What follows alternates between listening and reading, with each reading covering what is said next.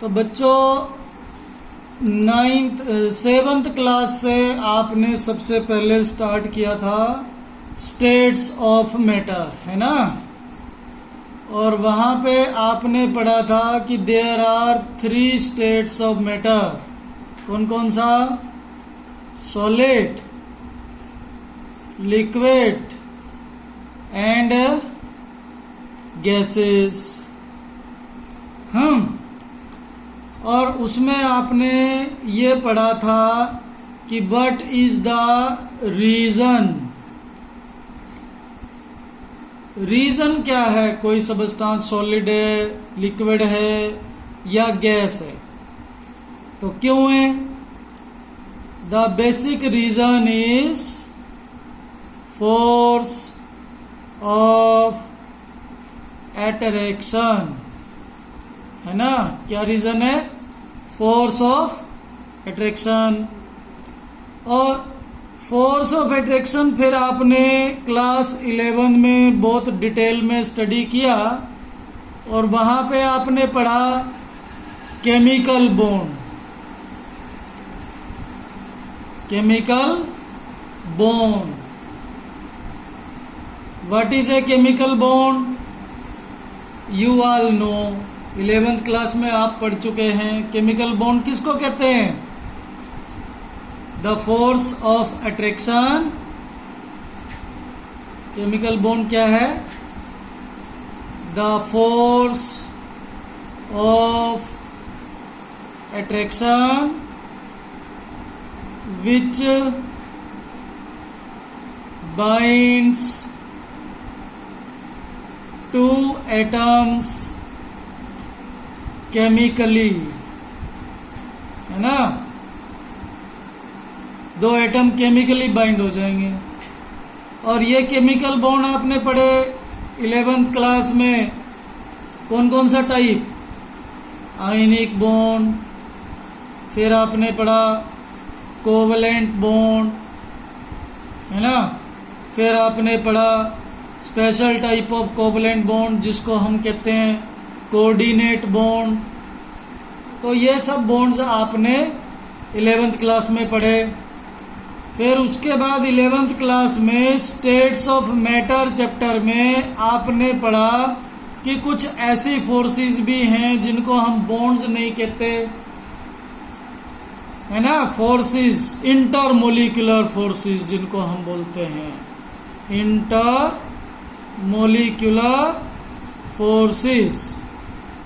For example उसमें आपने पढ़ा वेंडरवाल फोर्सेस। कौन सा फोर्सेस? Van der Waals forces. उसके बाद फिर आपने पढ़ा डाइपोल फोर्सेस।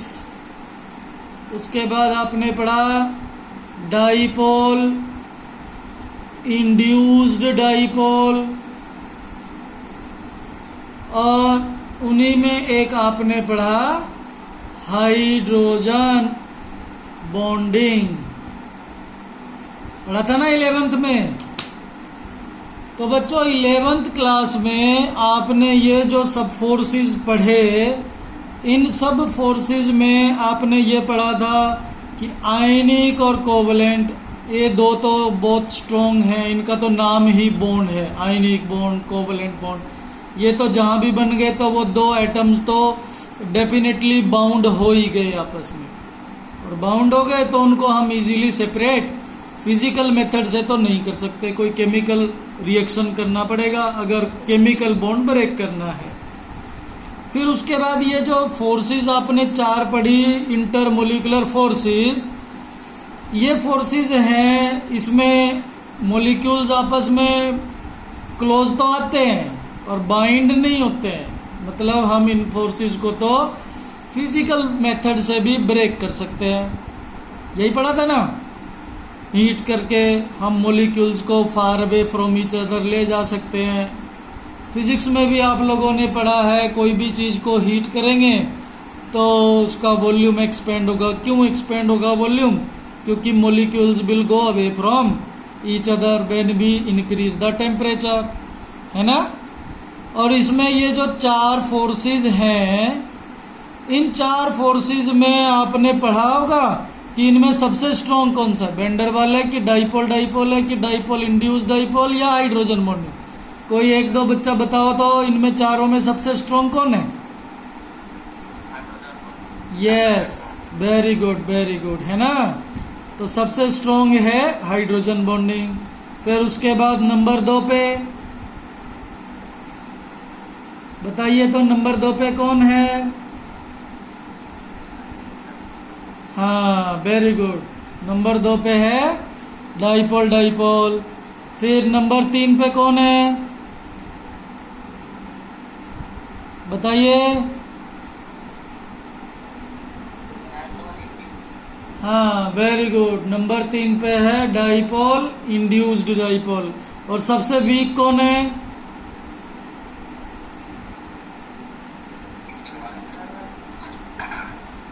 हाँ, सबसे वीक इनमें बचा वेंडरवाल फोर्सेस।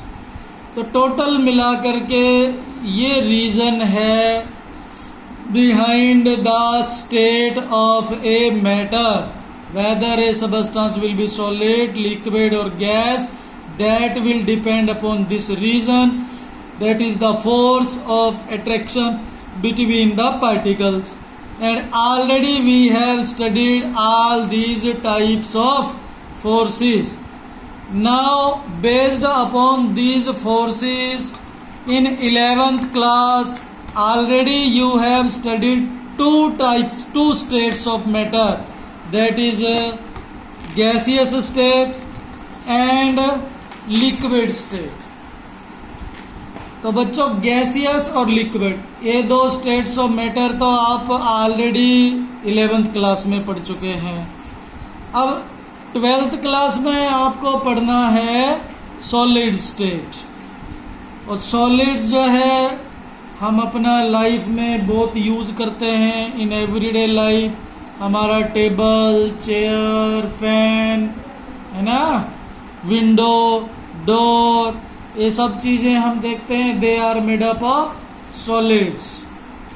तो first of all we should know types of solids in our 12th class.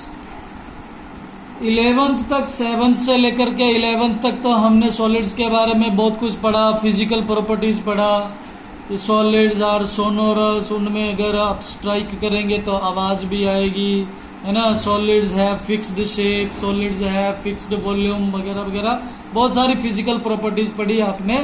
अभी तो 12th क्लास में आपको सॉलिड्स का क्या पढ़ना है? सबसे पहले टाइप्स ऑफ सॉलिड्स देयर। हाँ बेटा जी, क्या शो नहीं हो रहा? क्यों नहीं शो हो रहा है? हमारे यहाँ तो स्क्रीन पे ये दिख रहा है टाइप्स ऑफ सॉलिड। आपके स्क्रीन में क्या दिख रहा है? दिख रहा है?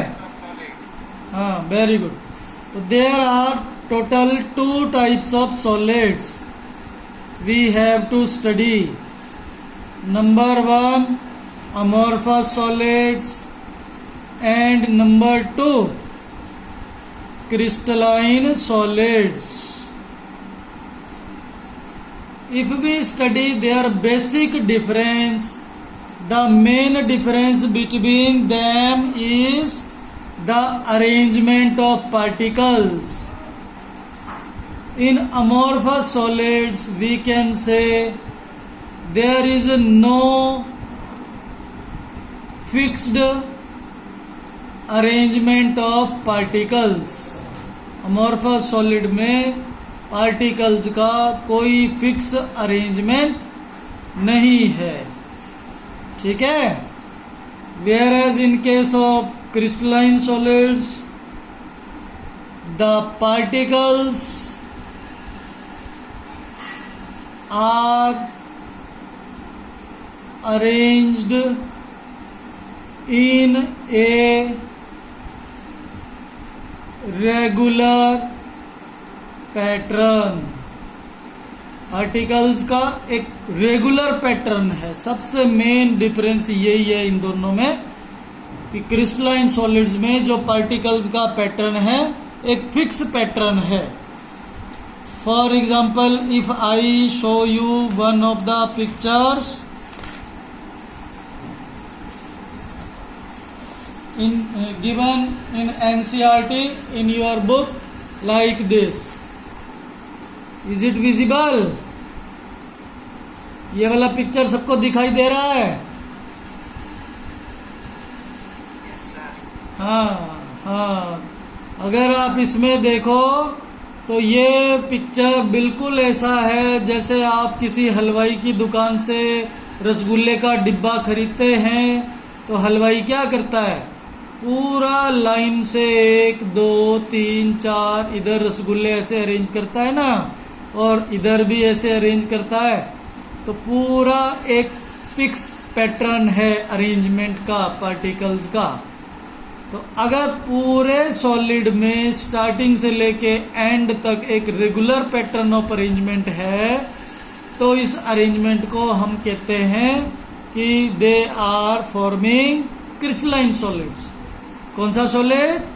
Crystalline solid. और अगर आपके पास बहुत सारी बॉल्स हैं, red ball, green ball, yellow ball, और आप उन सब बॉल्स को इकट्ठा करके और क्या करते हैं कि एक थैला में बंद कर लेते हैं, तो आपने कोई एक पर्टिकुलरली अरेंजमेंट में उनको नहीं रखा है, केवल क्या किया है, बहुत सारी बॉल्स लिया, रेड भी है उसी में, ग्रीन भी है, येलो भी है, सब बॉल्स को इकट्ठा किया और सबको क्या कर दिया, एक थैला में बंद कर दिया।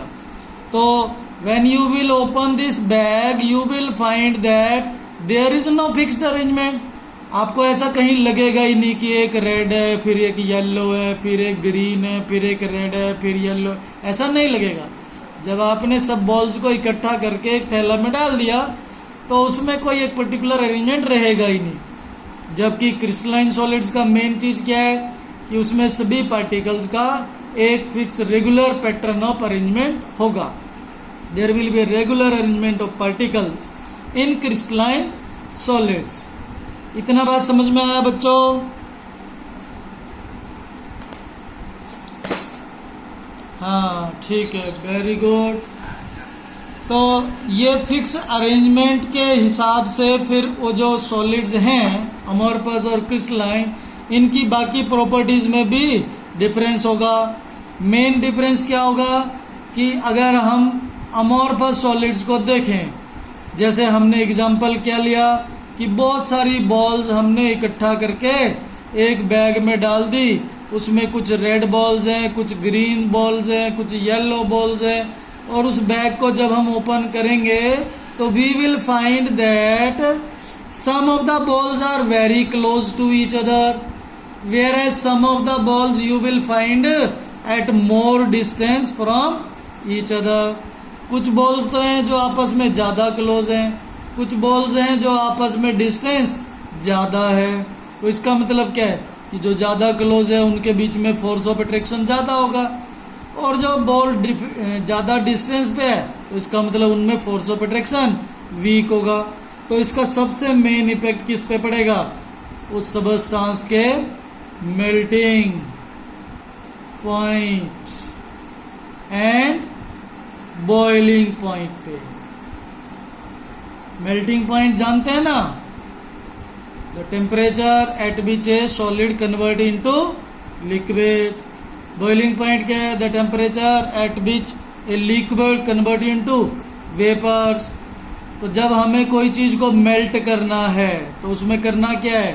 We have to convert a solid into liquid. Solid में क्या था? पार्टिकल क्लोजली पैक था। लिक्विड में क्या है? पार्टिकल्स थोड़ा सा लूजली पैक्ड है। एक दूसरे को दूर करना है, सॉलिड से लिक्विड बनाना है। तो अब दूर करना है तो कैसे दूर करेंगे? उनके बीच की जो फोर्स ऑफ अट्रैक्शन है उसको ब्रेक करना पड़ेगा, है ना। और फोर्स ऑफ अट्रैक्शन तो डिस्टेंस पे डिपेंड कर रही है। अगर वो पार्टिकल ज्यादा क्लोज हैं तो उनको दूर करने में ज्यादा फोर्स लगेगी। अगर उनमें पहले ही डिस्टेंस ज्यादा है तो उनको दूर करने में फोर्स कम लगेगी। तो वी कैन अंडरस्टैंड कि ये जो क्लोज वाले पार्टिकल है ये जल्दी पोर्शन मेल्ट नहीं होगा, जो दूर पार्टिकल्स ऑलरेडी दूर है वो तो मेल्ट जल्दी हो जाएगा। तो कुछ पोर्शन जो है जल्दी मेल्ट होगा, कुछ पोर्शन देर में। तो that means we can say that amorphous solids do not have fixed melting point या फिर बॉइलिंग पॉइंट। इनका मेल्टिंग पॉइंट या बॉइलिंग पॉइंट तो फिक्स नहीं है, कुछ पोर्शन जल्दी मेल्ट होगा, कुछ पोर्शन देर में मेल्ट होगा। But if we see the case of a crystalline solid, we know that in case of crystalline solid all particles are following a regular pattern।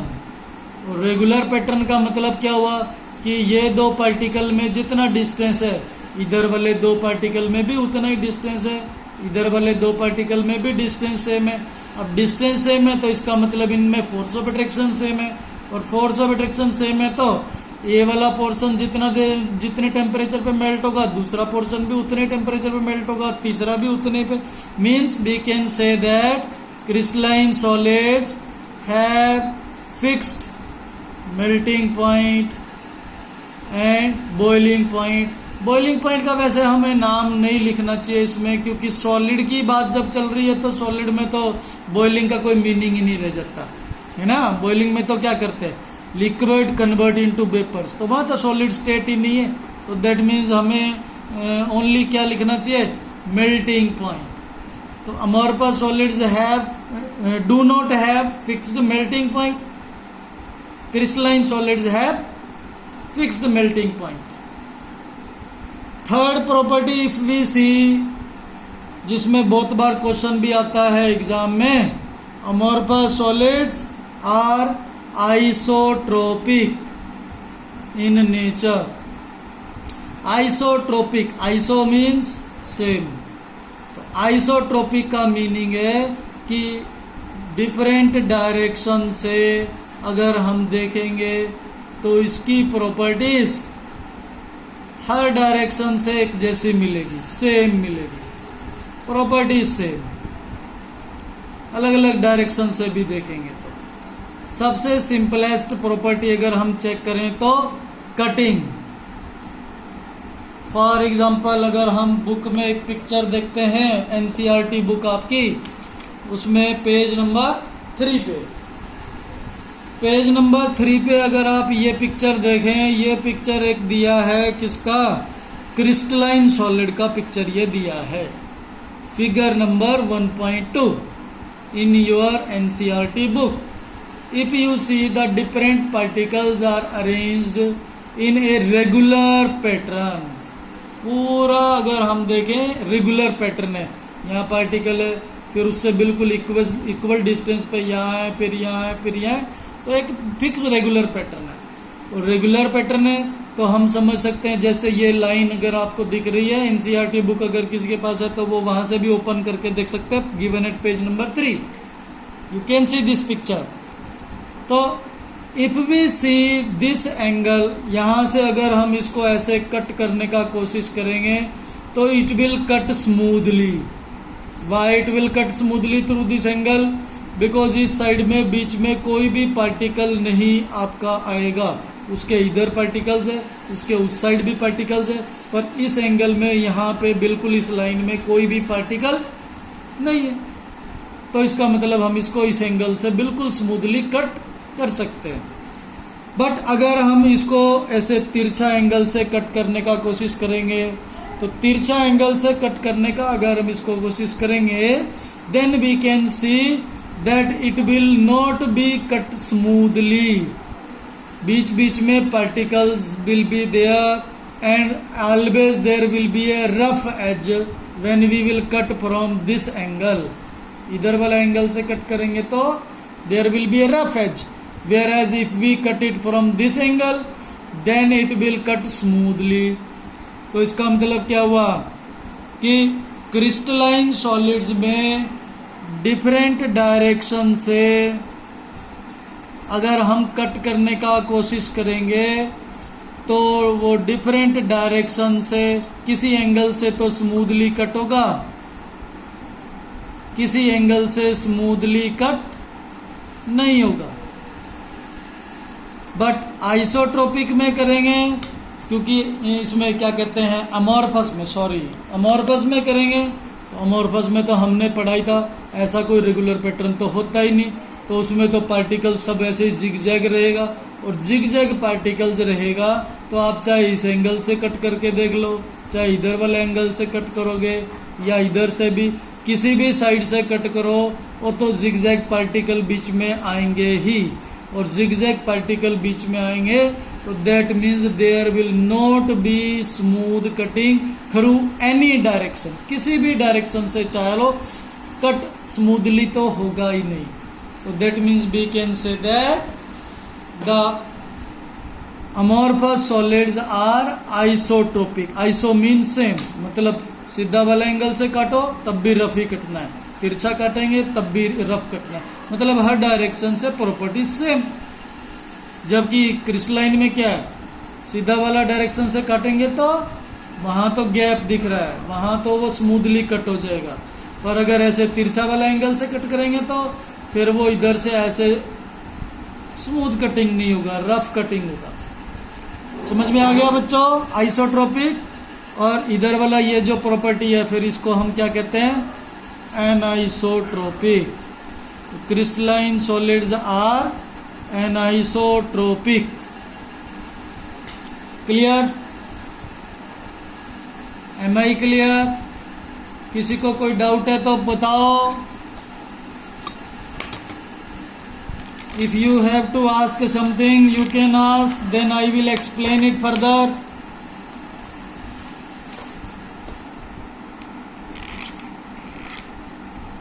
किसी को पूछना है?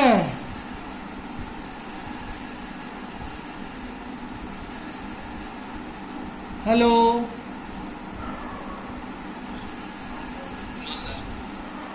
जाग रहे हैं ना, सो गए तो नहीं? हाँ, वेरी गुड, जागते रहो। लास्ट फोर्थ प्रॉपर्टी हमें स्टडी करना है इसका, amorphous solids are also called short